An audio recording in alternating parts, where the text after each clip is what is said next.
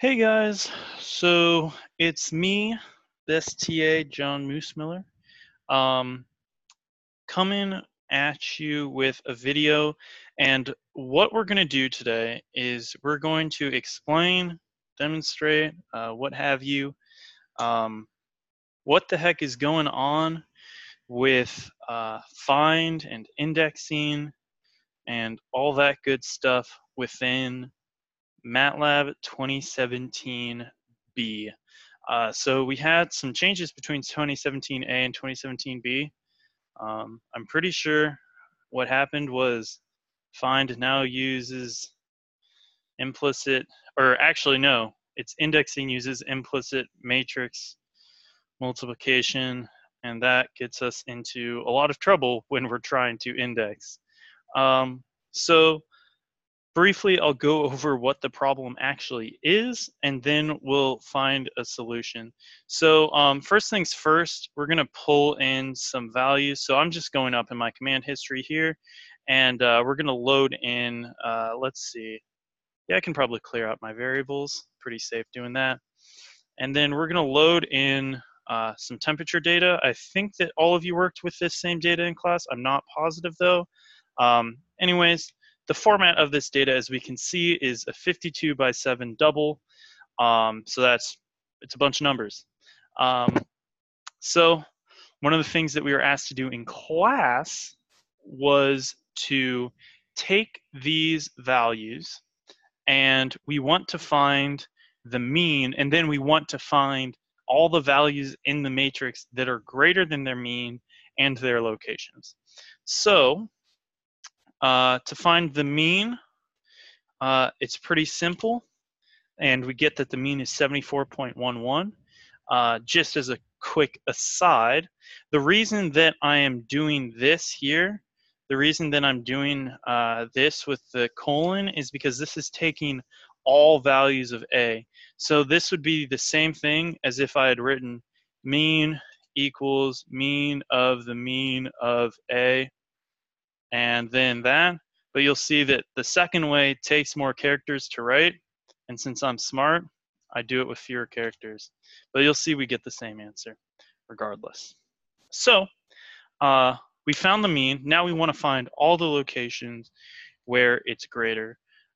So what I'm going to show you actually is what you would think to do, why that doesn't work, and then a couple ways actually to get around this. So we take this, and then if we know find gives us our rows and columns, right? So I just called it row and column. Notice that I'll capitalize them because you're always supposed to capitalize your variables. And I get two 180 by 1 doubles as our outputs. And so hopefully I can click these. So if I open these up, these aren't values anymore. We see my rows 15, 16, 17, 18, 19, 20, on and on and on. And then we get my column, we get a bunch of ones, then a bunch of twos, and a bunch of threes. So this kind of gives you an indication of how MATLAB works. So it's searching through each individual column and down each row in that column until it gets to the bottom of the column, and then it'll start searching the next column. So interesting to know, but doesn't really reveal what our problem is. So if I go back to my command window here, and I hit up enough, we can see what I tried to do next. So I tried to do this. Now, in my head, this is how it should work because this is how it's always worked in MATLAB up to this point. So if you took the class in the fall, you would actually have been taught this way, and this no longer works. There's a big workaround for it, but it takes a little bit of time. So what I'm doing here is I'm saying, okay, my actual values, the actual temperature values in this matrix are equal to A at the indices of the rows, at the indices defined by the rows and the columns. And so in the past, MATLAB would pair those two and search down because these are both 180 by 1, so it would know to just go down, down, down, down, down. Now it doesn't do that. So I'm going to go ahead and hit return. And our result is a 180 by 180 double, which is not what we want. So I'll open this up, and this is what it looks like.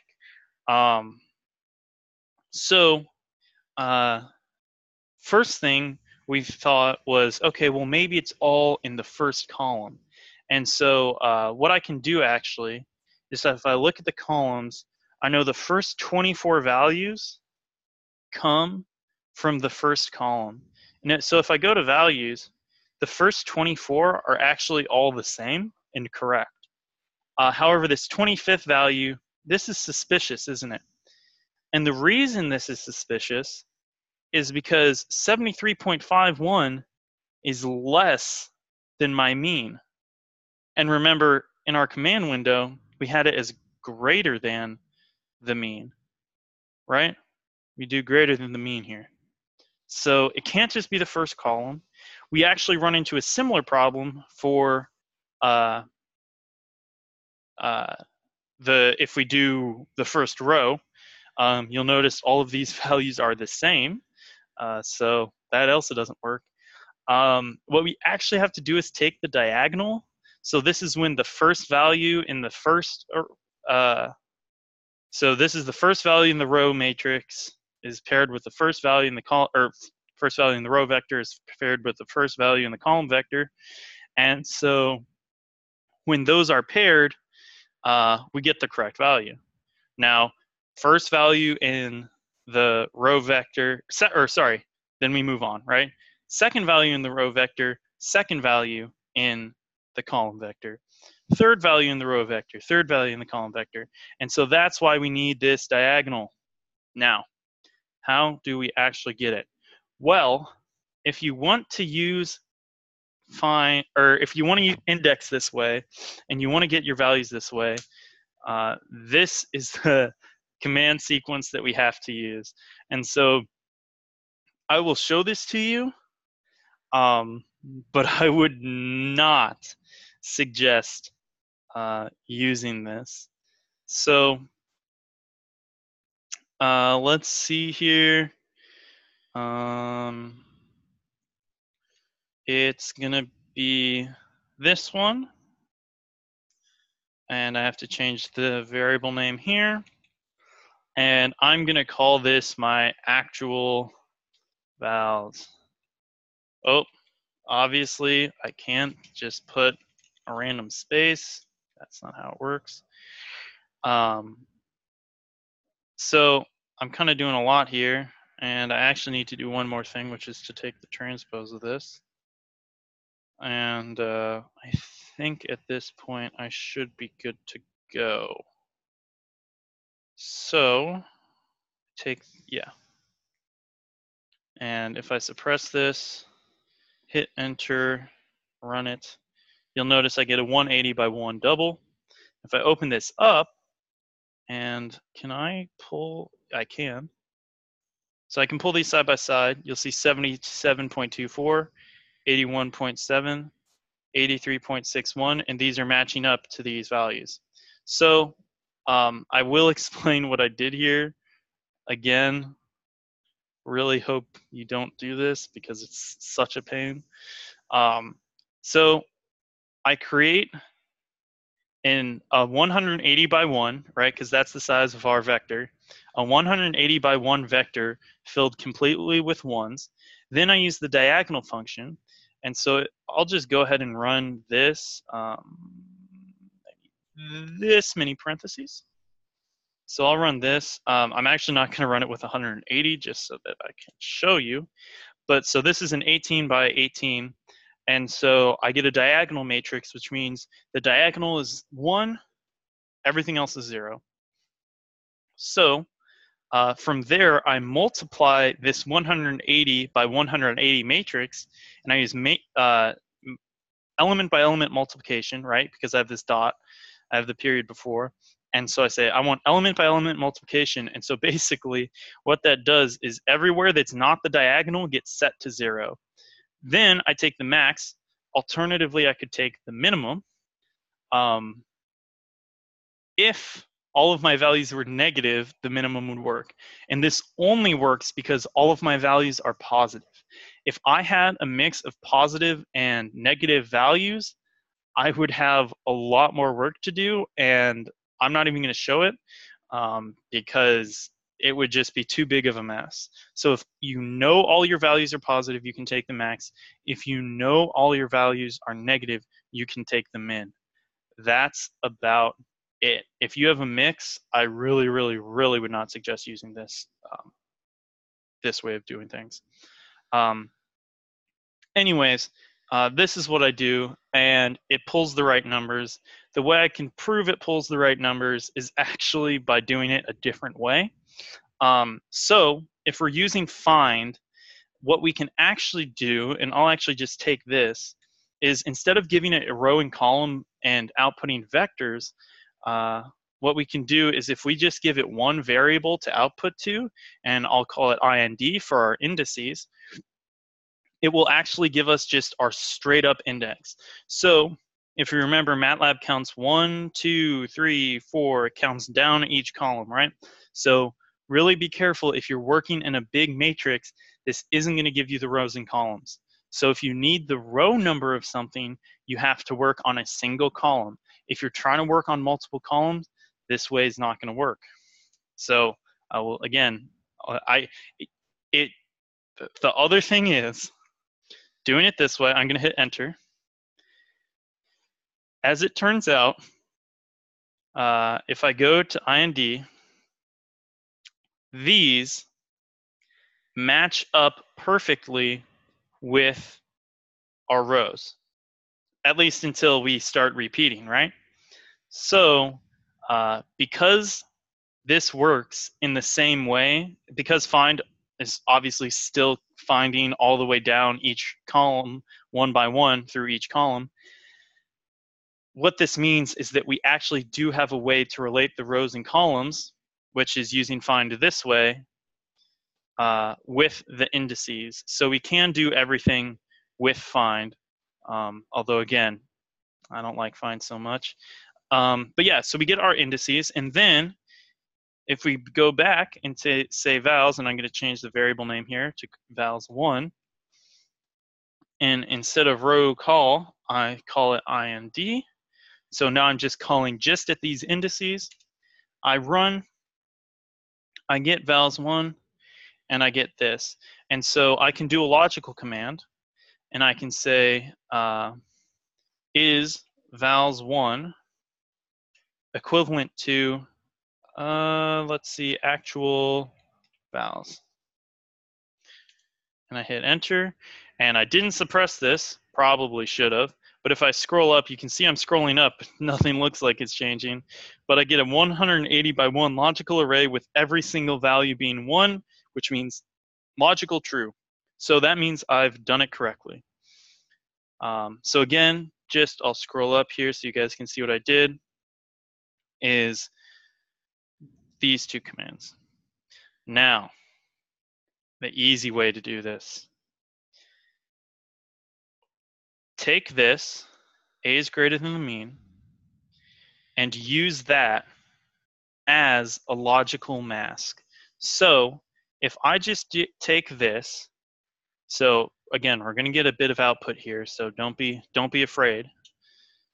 If I just do this, I get a 52 by 7, which you'll notice is the same size as A, logical array. And so I get ones or zeros. Ones are logical true, zeros are logical false. So in this location, A is not greater than our mean. However, in this location, A is greater than our mean. So this is the 15th row, first column. And then again, if we go back here and we go back to indices, 15th row, and then first column, 15th row, again, all showing the same information.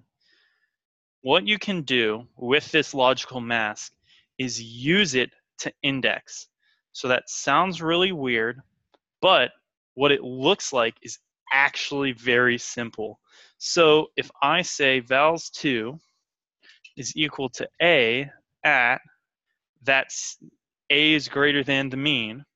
So that, remember, what we have here is this matrix, right? This matrix is our input.